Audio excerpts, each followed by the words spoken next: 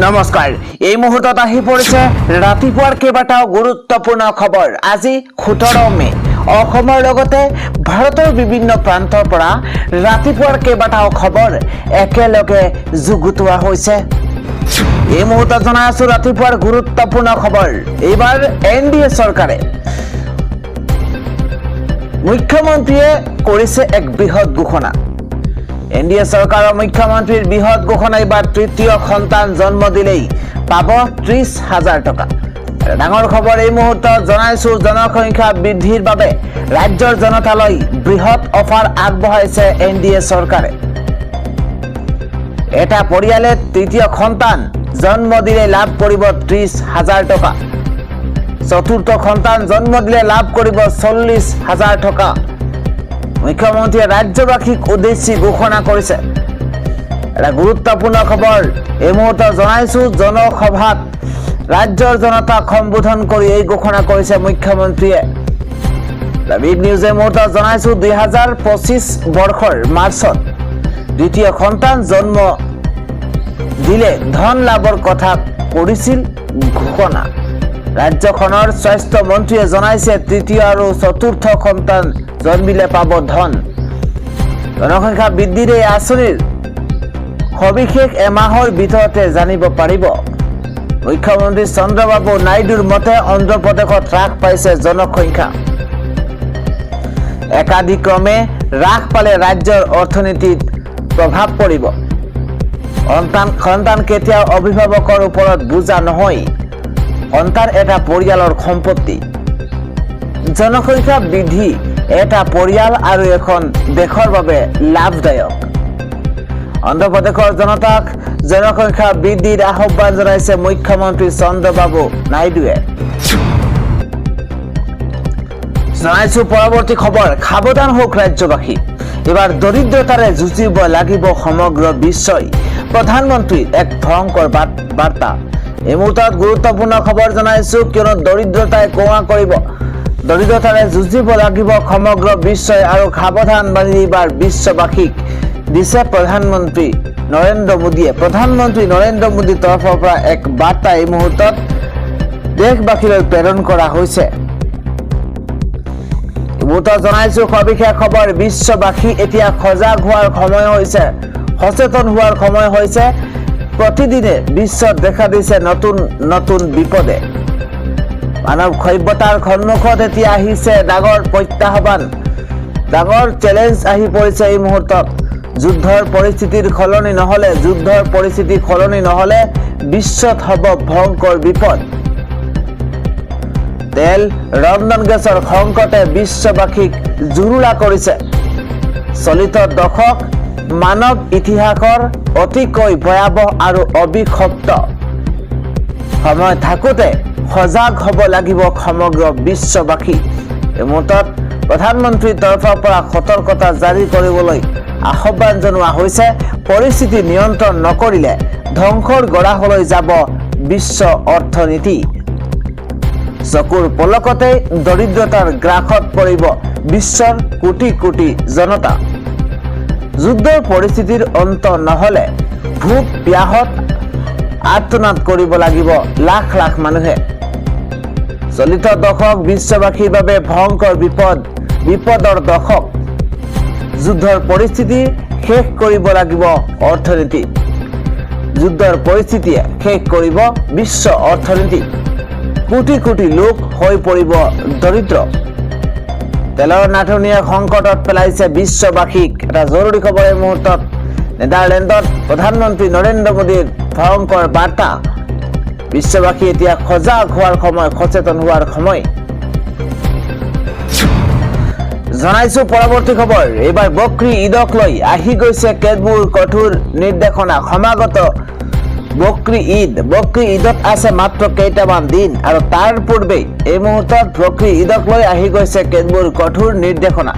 যদি আপুনি ভুল কৰিছে তেন্তে নিশ্চিত আপোনাৰ জেল নিশ্চিত হৈ পৰিব। ভুল নকৰিব। কেতবোৰ নতুন SOP জাৰি কৰা হৈছে বকৰী ঈদক লৈ। এটা বিগ ব্ৰেকিং এই মুহূৰ্তত জনাইছো, বকৰী ঈদৰ কোৰবানীক লৈ জাৰি কৰা হৈছে কঠোৰ নিৰ্দেশনা। অমান্য কৰিলেই যাব লাগিব জেললৈ। ঈদুল আজহাত মুছলমানে মানিব লাগিব কেতবোৰ কঠোৰ নিয়ম। এই মুহূৰ্তত বকৰি ঈদক লৈ নতুন নিৰ্দেশনা আহি পৰিছে। বকৰি ঈদক মুছলমানে যেহেতু কুৰবানী দিয়ে আৰু সেই কুৰবানীক লৈ কেতবোৰ নতুন SOP জাৰি কৰা হৈছে, নিৰ্দেশনা আহি পৰিছে। কুৰবানীক লৈ চৰকাৰে কি SOP জাৰি কৰিছে আমি জনাইছো। কেইবাটাও নীতি অনুসৰি বকৰি ঈদ পালন কৰিব লাগিব মুছলমানে। পশু হত্যাৰ বাবে অনুমতি লোৱাটো বাধ্যতামূলক। ফিটনেছৰ প্ৰমাণ পত্ৰ অবিহনে গৰু ম'হ কুৰবানী দিব নোৱাৰিব মুছলমানে।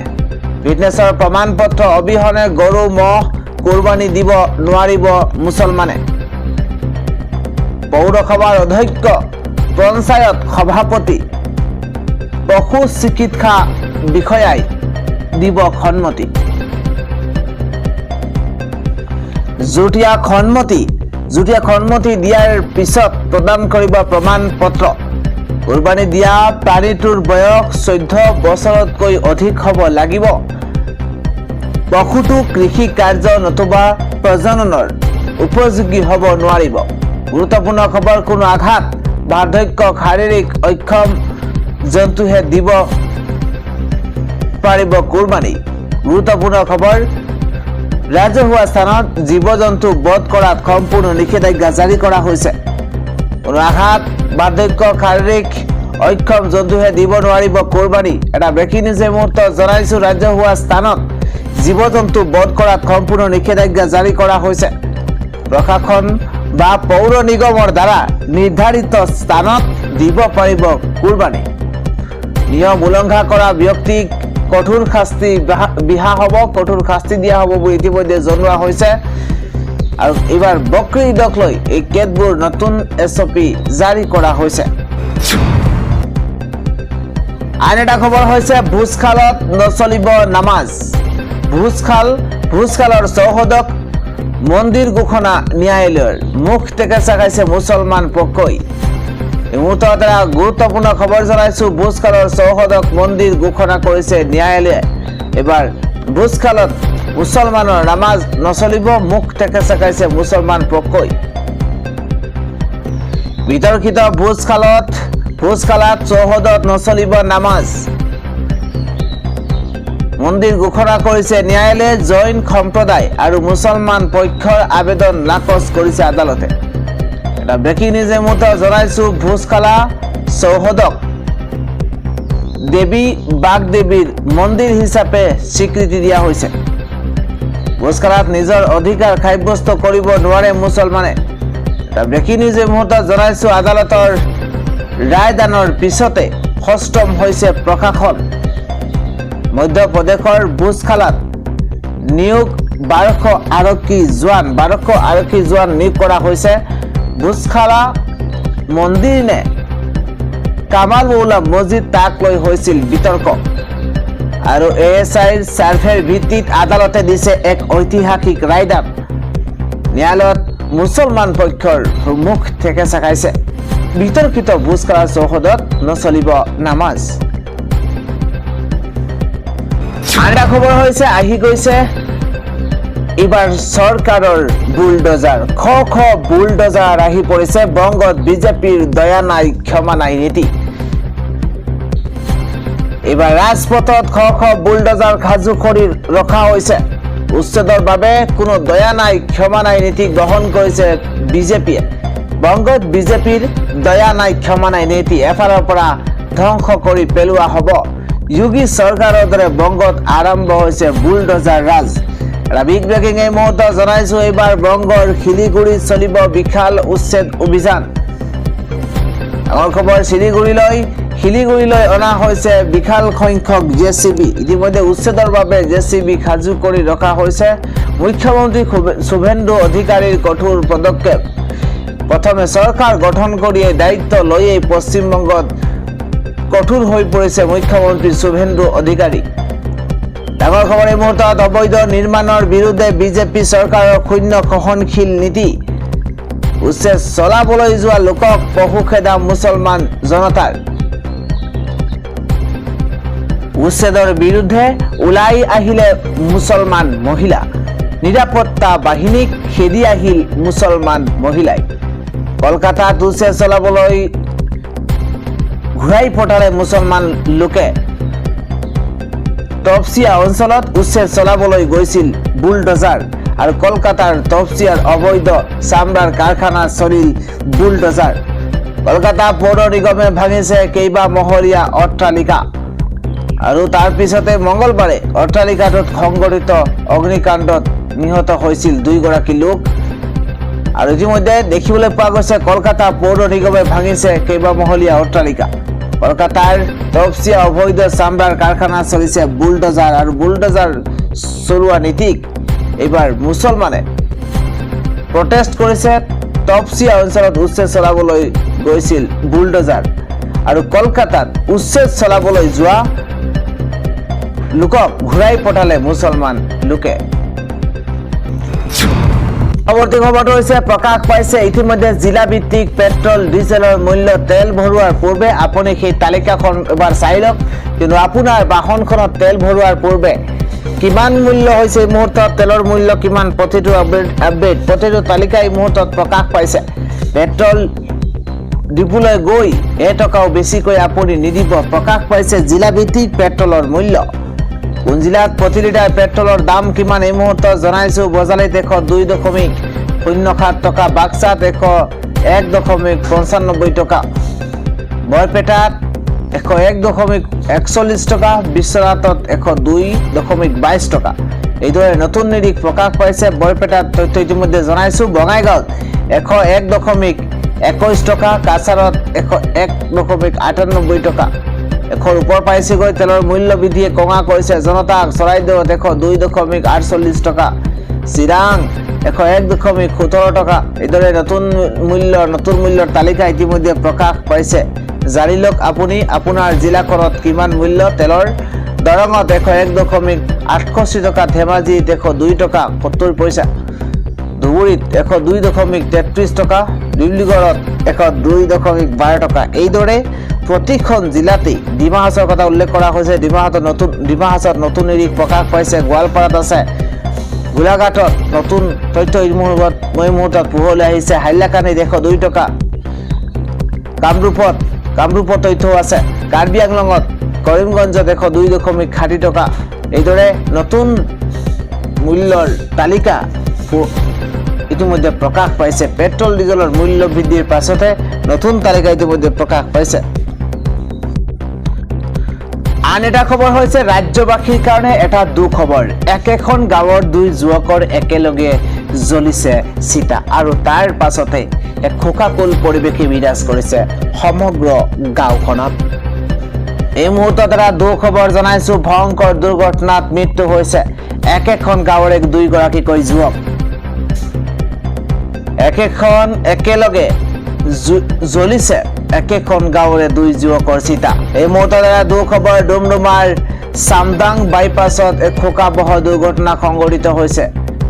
এই মুহূৰ্তত ব্ৰেকিং নিউজ। 4চকীয়া আৰু 2চকীয়া বাহনৰ মাজত প্ৰচণ্ড সংঘৰ্ষ হৈছে আৰু তাৰ পিছতে সংঘটিত হৈছে এই কৰুণ ঘটনা। হস্পিটেলত জীৱন মৃত্যুৰে যুঁজিছে এগৰাকী মহিলায়ো। ডাঙৰ খবৰ, নিহত যুৱক 2জন পাবজান গাঁৱৰ লাজানটি ওৰাং বুলি ইতিমধ্যে জানিব পৰা গৈছে। এখেতৰ বয়স হৈছে 40 বছৰ। বিকাশ ওৰাং 42 বছৰ বয়স। ভয়ংকৰ দুৰ্ঘটনাত একেখন গাঁৱৰে 2 যুৱকৰ একেলগে মৃত্যু হৈছে। একেখন চিতাতে তেওঁলোকৰ শেষ কৃত্য সম্পন্ন কৰা হৈছে। একেলগে জ্বলিছে একেখন গাঁৱৰে 2 যুৱকৰ চিতা। পৰৱৰ্তী খবৰ জনাইছো। মুকলি আকাশৰ তললৈ আহিব নেকি শ্যামকানু মহন্ত। বাৰে বাৰে উজুটি খোৱাৰ পাছতো যেন ক্ষান্ত হোৱা নাই শ্যামকানু মহন্ত। নিৰ্বাচন অনুষ্ঠিত হৈ যোৱাৰ পিছৰে পৰা জামিন বিচাৰি হাহাকাৰ কৰিছে জেলত থকা শ্যামকানু মহন্তই। কেৱল সিমানেই নহয়, শ্যামকানুৰ পত্নীও লাহে লাহে সংবাদ মাধ্যমৰ আগত মুখ খুলিবলৈ আৰম্ভ কৰিছে। জুবিন গাৰ্গৰ সতীৰ্থ পাৰ্থ গোস্বামীৰ লগতে শ্যামকানুক বিভিন্ন সময়ত কটাক্ষ কৰা একাংশ লোকক শেহতীয়াকৈ সমালোচনা কৰে শ্যামকানুৰ পত্নীয়ে। একে সময়তে নিম্ন আদালতত মুখ টেকেচা খোৱা শ্যামকানু মহন্তৰ অধিবক্তাই জামিন বিচাৰি আবেদন কৰিছে উচ্চ ন্যায়ালয়ত। তাৰ পিছতে প্ৰথমে পাৰ্থৱজ্যোতি শইকীয়াৰ আদালতত শুনানি আছিল যদিও ন্যায়াধীশ গৰাকীয়ে সেই গোচৰৰ শুনানি গ্ৰহণ কৰাৰ পৰা বিৰত থাকে। শুকুৰবাৰে উচ্চ ন্যায়ালয়ৰ ন্যায়াধীশ মিতালী ঠাকুৰীয়াৰ আদালতত সেই শুনানি সম্পন্ন হৈছে। শুনানিৰ জামিন আবেদন দাখিলৰ পাছত শ্যামকানু মহন্তৰ অধিবক্তাই ভিডিঅ' কনফাৰেন্স যোগে তেওঁলোকৰ তৰফৰ পৰা অতিৰিক্ত শপতনামা দাখিল কৰিব বুলি আবেদন কৰিছে আৰু সেই আবেদন শুনি আদালতে অনুমতি প্ৰদান কৰে যদিও 18 মেৰ ভিতৰত অতিৰিক্ত শপতনামা দাখিলৰ বাবে সময়সীমা বান্ধি দিছে। ইফালে এই জামিন আবেদনৰ বিৰোধিতা কৰি উচ্চ ন্যায়ালয়ত চৰকাৰী পক্ষৰ খুদ মহাধিবক্তা দেৱজিৎ শইকীয়াই যুক্তি প্ৰদৰ্শন কৰে। ন্যায়াধীশ মিতালী ঠাকুৰীয়াৰ আদালতে বিষয়টো গভীৰতা বুজি চৰকাৰী পক্ষক কেছ ডায়েৰী দাখিলৰ নিৰ্দেশ প্ৰদান কৰিছে।